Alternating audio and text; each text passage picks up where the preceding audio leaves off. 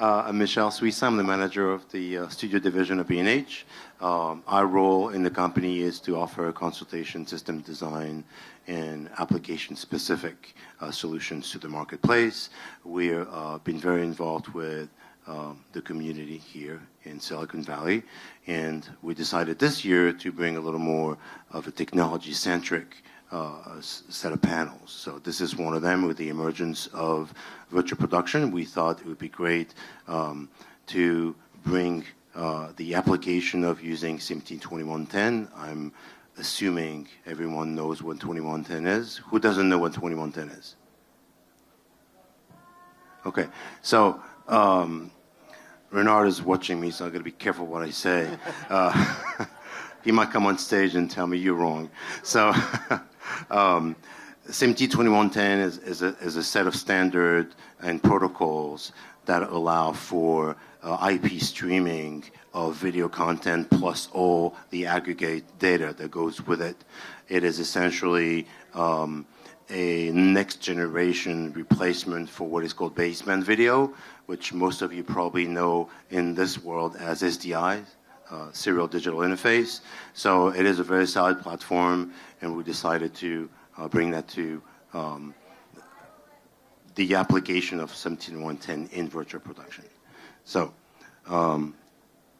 here, next slide, I guess. There we go. So here are my guests, Alejandro Arango from Epic Games, very much involved in developing 2110 with Epic.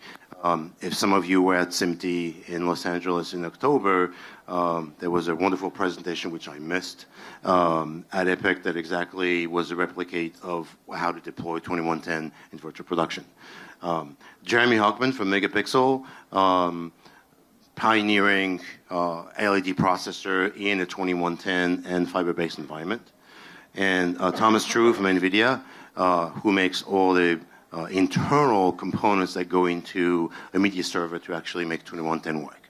So my first question is going to be to everyone is, can you please give us in a nutshell the advantages that you see in deploying 2110 over a traditional mixed connectivity type of format with the display port and the SDIs and the HDMIs, connections that go on left and right in any virtual production deployment? Well, the easy answer is it's homogeneous, right? So you just have the network. You get rid of your DVI or your SDI and your SDI switcher and your DVI stuff and HDMI, and you just have a network switch and everything's on the network, and it's all addressable and switchable through the network. That's the easy answer. So for IT people, I think it's an easy explanation, right? I think there's definitely a convergence happening between IT infrastructure and AV infrastructure and production, and so from a processing perspective, we see a very large benefit from being able to share metadata around all the different types of equipment, and it's bidirectional, it's not just unidirectional, and it's also kind of an agnostic pipe, which means that you can start with a very small deployment and grow very, very large, and it becomes more of like an IT infrastructure issue rather than needing to upgrade equipment over time. So whether you're running at 1 gig or 10 gig or 100 gig or 400 gig, it's all kind of the same thing, and you're not changing protocols. And for us, we see that as something that people can leverage as a technology investment today that actually will go for decades as opposed to just single-digit years. Yeah, I think some of the great advantages is basically the possibility of interoperability, because if everybody's on the same network, it really empowers all the devices to be able to talk to each other. Yeah, I need to do something here. Closer, thank you. Interoperability between the devices, which is I think a big deal. Instead of having to, if you need to exchange, let's say, video or media between different devices, it doesn't have to be a bespoke protocol. It doesn't. If you make something custom between the same kind of device, it's better just to everybody to be in the same pipe, because now you can replace, you can add to the ecosystem, and because the standard also supports this ability to transmit metadata between devices, it means everybody can participate and benefit from the exchange of that metadata. And we can talk about more metadata later in the talk.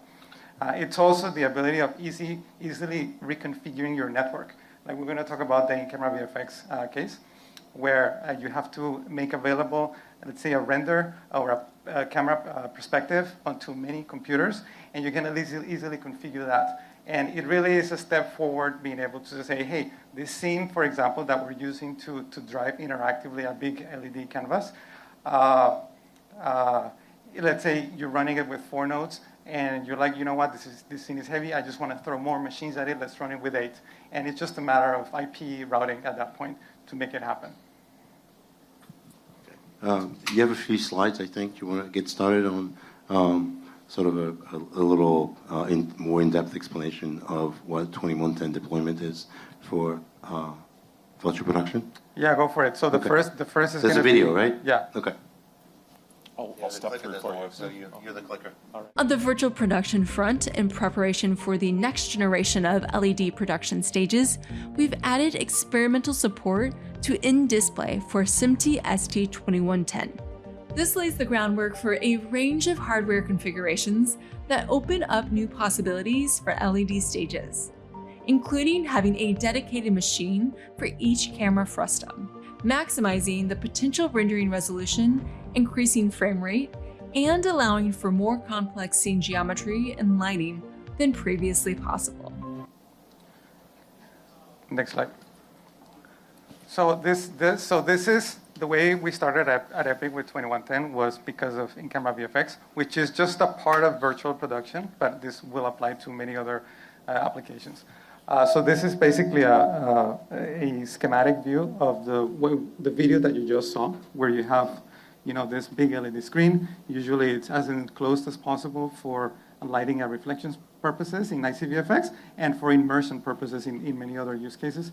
And then you have, let's say, some talent and something that you're basically photographing with real cameras that are being illuminated, right, by this big LED wall. So normally you have, let's say, the processor driving different sections of the wall. And you can designate machines to render each individual section. But the problem, one of the subtle problems, is that camera that you have to render that perspective on the wall can move anywhere, right? It can look anywhere, which means that those renders need to be available on all of the cluster, which can be a very big cluster. Like it can be 5, 10, 15, 20, 25 render nodes.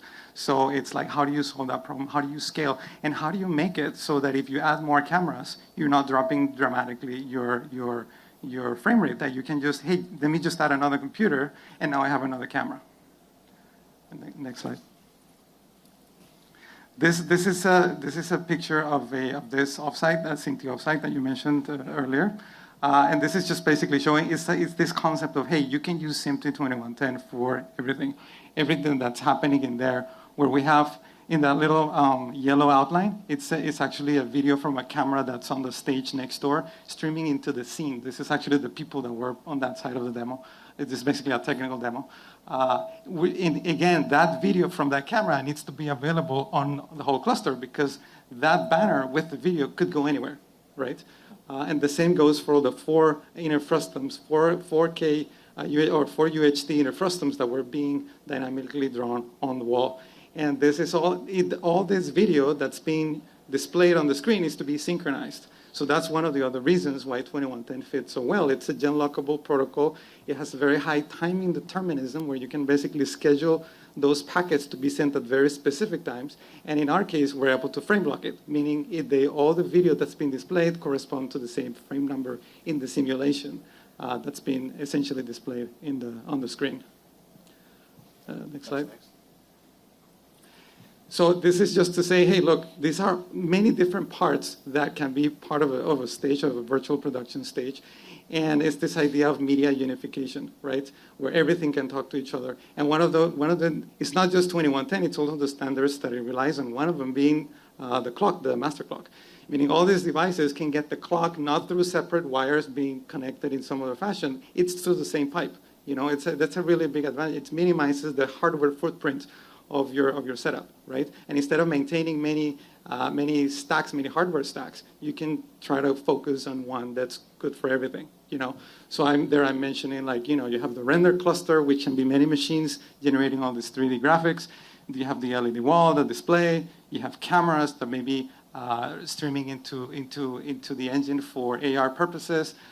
You can have monitoring and your multi-viewers capturing the same stream, or recorders. You can, hey, all the videos on the network, just subscribe to that multicast group. You can get it, and then you can record it. And then here is just basically some things, and I don't know if we want to discuss each one individually, but it's just a short list of, over time we started realizing, and that why this was a good decision to go to, because the way this happened was basically over time, certain things started to come together, right? Like on one hand, you had the standard, which had been evolving in the broadcast industry for the most part. And then you had hardware support with displays supporting natively 2110, the high-speed network cards becoming available, and the switches and the PTP grandmasters and everything around it was just there. And then on this side, we had Unreal Engine in the middle of a boom of in-camera VFX with some of these challenges like multi-camera scalability and ease of operation, day-to-day operation that we wanted to address. And we started realizing that leveraging some of these checkboxes that SMPTE 2110 fills was going to be a good solution. And we started, the more we thought about it, the more reasons we found to believe that this was the right direction to keep going in. Yeah, I think what's remarkable is that virtual production is a relatively young medium, right? And the adoption, or at least the need or the discussion about adopting 2110 came in really quickly in the deployment of these actual workflows that were a major sort of departure from what happened in other industries where it took broadcasters for a long time to say, okay, we're going to forklift everything, because, that's the way the future. It looks like this community, the virtual production community, is really adopting 2110 very, very quickly because it is a departure from a technology that is somewhat old, maybe outdated in a lot of ways, for all the things that you mentioned, latency, for example, multi-camera use is another, and syncing, is another. Genlock is probably a better solution to go PTP than to go byteburst. So I think that's remarkable. I think is one of the reasons for that adoption to be so rapidly evolving the fact that most of the equipment, hardware and software that's needed to make that transition is more or less off-the-shelf equipment that exists on the market already? Yeah, well, personally, I would say it's been interesting seeing virtual production adopt things from all over the place, right? So it's not just saying, okay, there are things from the film industry that are needed, but there needs to be IT infrastructure because people are sharing like literal data files, right? Not only video. People are needing to use lighting control. People are needing to have time code. So there's all these different facets where typically post-production wouldn't talk to pre-production, or a camera department would never talk to like a video engineer doing projection or LED. And so, throughout my career in particular, I've had a hard enough time getting somebody to put a Genlock cable into a camera, let alone connecting like an Ethernet cable so that I could read metadata off the camera to be able to control the LEDs in a specific way so that they're timed appropriately. This is now an interesting opportunity for all of the departments to work together, develop a common language. And you're absolutely right in terms of kind of off the shelf. Like you can go to B&H and buy off the shelf stuff to take an old camera and get it on the network, or an old video switcher and get the data on the network. And not everything has to be a huge overhaul. This is using a lot of stuff that you can buy off the shelf. If you're talking about getting into like crazy big broadcast infrastructure, sure, you're not necessarily going to buy something at that's a tiny little thing sitting on a desk. But again, it scales properly, which is, I think, the really big improvement here. Thomas, how did NVIDIA come to the realization that the existing hardware was so well versed into that migration, and then you jumped on the bandwagon to partner with Epic and other partners to actually have a complete use case that you presented at SIGGRAPH last year, which I saw, that really outlines all the multi-layered components that NVIDIA has to propose in order to migration to 2110. So how did you guys come to realize that 2110 was a solution that on the computer graphics side, you guys need to adopt? Well, it goes back. So historically, for many years, I've worked with all the traditional baseband video ISVs, Blackmagic, AJ Video, all those, and we were always working on SDI, how to get the video in and out of the GPU as fast as possible, and then let the GPU do all the processing, right? So then the natural progression of that was in 2018, Mellanox came to us and said, we have this SMPTE 2110 card, and none of us know anything about GPUs. We're all networking guys. How can we do this demonstration at NAB 2019, showing video in and out of network, SMPTE 2110 video in and out of the GPU with some basic CUDA GPU-based processing effects. So I kind of, in my role, started working with the Mellanox guys. We did this demo at NAB. Then in 2020, they were actually acquired by NVIDIA. So now we have the whole solution, video over IP plus the GPU. We were showing the advantages of it. The Epic guys came to us. Alejandro has a whole team to do the video I/O stuff within Unreal Engine.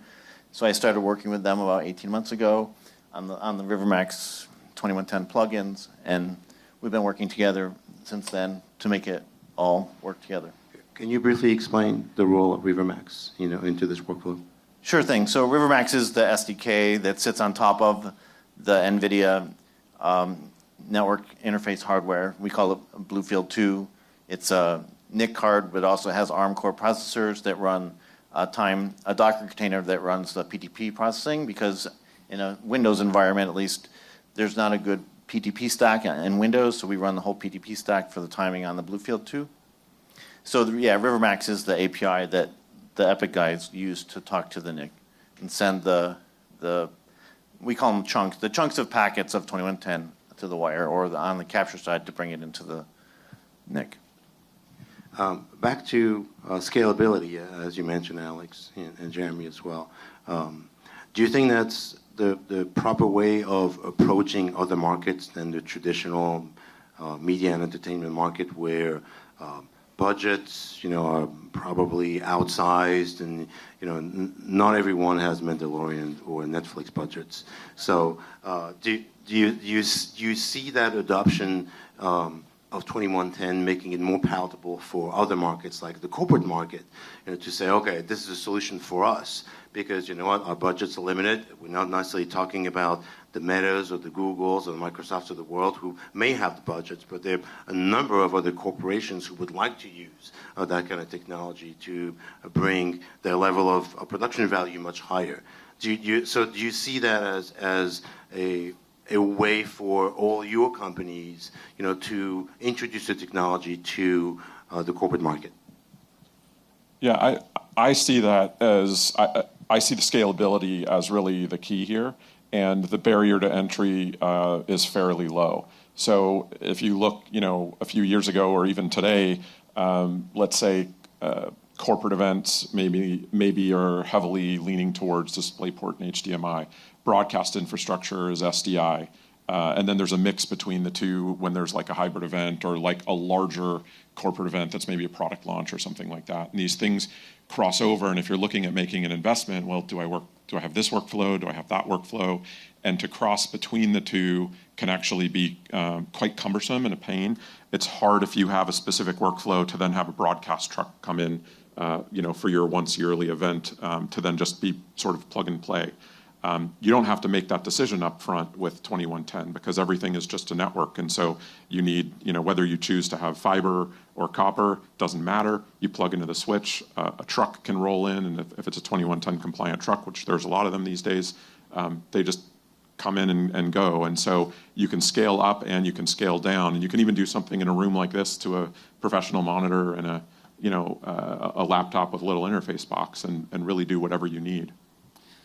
I agree. I think this solution, one of the nice things, well, there's two nice things in terms of scalability. One is that it offers a transition path.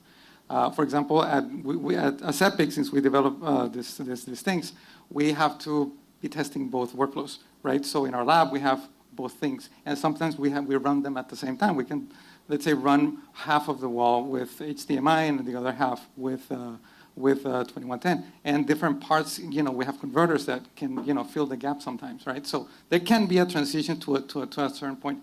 In addition, this solution scales to the super high tier where you're talking about hundreds of millions of pixels.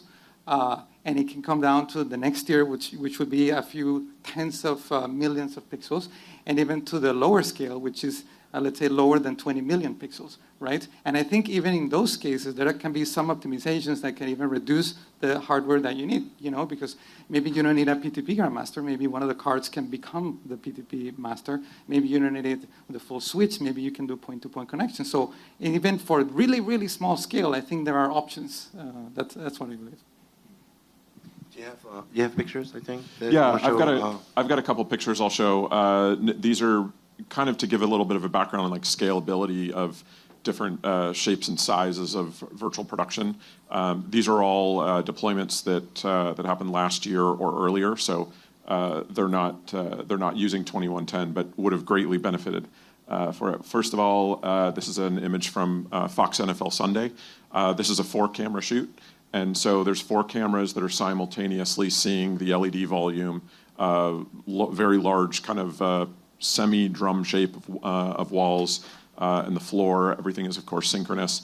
And what's cool about this is that because of the infrastructure in place, the 4 cameras are actually simultaneously pointed at the same subject matter area of the presenters. And so we deploy a mechanism that's built into our processing system that actually allows cameras to be timed to different refreshes of the LEDs so that all 4 cameras are able to simultaneously capture their own individual render perspective. So there's like 20 Unreal workstations that are all running synchronously, and then the cameras are looking at whatever they need to see because the LEDs can refresh a lot faster than the cameras can. What's nice about this is the video director is able to call cuts between cameras as if it were a practical set, rather than the specific render perspective for parallax only being possible for one camera. So this is something I think that we'll see more and more of. ESPN just deployed a large stage on the East Coast as well that's using the same technique. So we'll start to see more and more of this. And with 2110, we can be much more extensible so that if cameras needed to be subtracted, added, more render engines added, or different frame rates needing to be put in place, the whole infrastructure can be more scalable. And then there's the very large virtual production stages. This is Trilith in Atlanta, put together by Lex Machina. This is a very large stage with articulated ceilings and everything.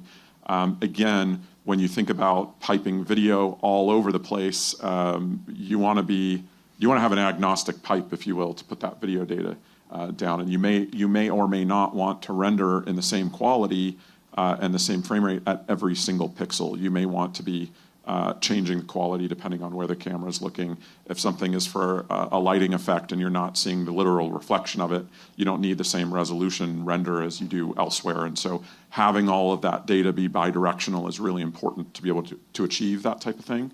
I don't have a nice zoomed out shot, but this is another stage in Melbourne, Australia. This is actually the world's largest stage. They have processing capacity for 2.1 billion pixels in there, so very extensible stage. That's rich. It was not an inexpensive build. But I want to show you also like the complete opposite of this. When we're talking about scalability, you can scale down a lot too. So virtual production doesn't mean that you have to be in this kind of environment to say, we're going to take a leap and try virtual production, or we're going to spend all that money doing virtual production. This is a still image from the movie Zodiac, which came out in 2005. This is a movie that I worked on together with the DP and the director directly, because we were creating this technology that had never been used before, that at the time we called video lighting. Today you'd call part of this virtual production. We did still use a blue screen, but you can see the image is cropped a little bit.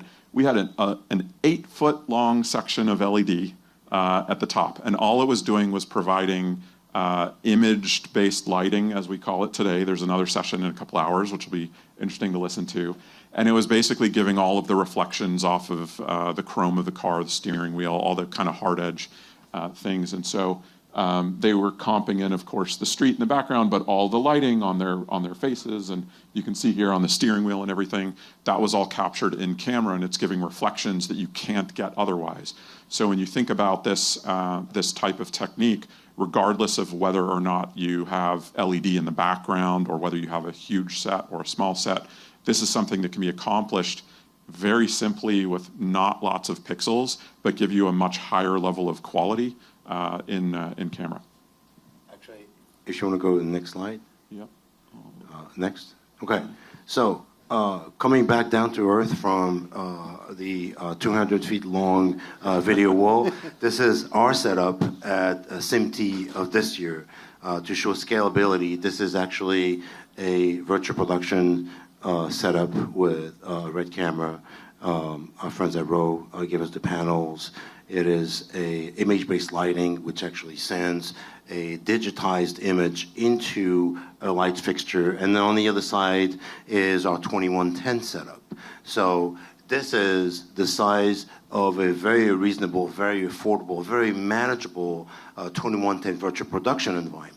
So you can see, you can go drill it in Atlanta and say, okay, I want to shoot, a Marvel movie. Or you can say, you know what, I got to do something more reasonable, and here it is. So this includes the technology that we use. We used Unreal. We used our friends at Live Effects from Simulate. Alex over there.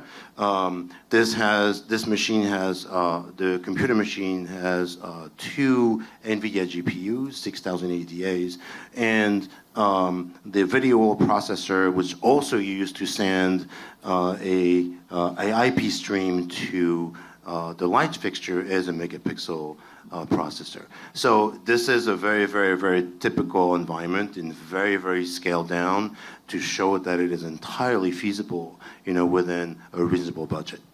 Yeah, and this is a perfect thing, to be able to bring into a room that can be even smaller than this for, a CEO to give an all hands or to do a product launch or something like that. You don't necessarily have to have these massive events to be very effective with these techniques. Yeah, and to get back on the multi-camera shoot at Fox, we don't all have Fox budget, so you could put more than one camera, with 2110 in a setup like this, and essentially you can have a medium wide shot of someone, or a talk show, and 2 people, in the same environment, and you can decide what the environment is, on the fly. You can have some world builders or people who know how to build Unreal environments to actually put that together for you, and that's entirely feasible. I can't put a price tag onto this, but it's probably, I would say, anywhere between $350,000 to $400,000. So it is not pocket change, but at the same time, for a corporation to invest into a technology that's going to last for at least 5 to 6 years, I think is a reasonable scale of investment. We have 20 seconds left, so not enough for questions. We were not supposed to take questions anyway. So the only thing I was going to say is if you want to learn a little more about virtual production, which involves the same players as we have here, but different guests, I think it's at 4 p.m. 4 p.m.? Who knows? 4 p.m.? 4 p.m. is image-based lighting, which is the same environment to how to light subject matter in virtual production using images. So thank you very much. Round of applause for our guests. Thank you. Thank you.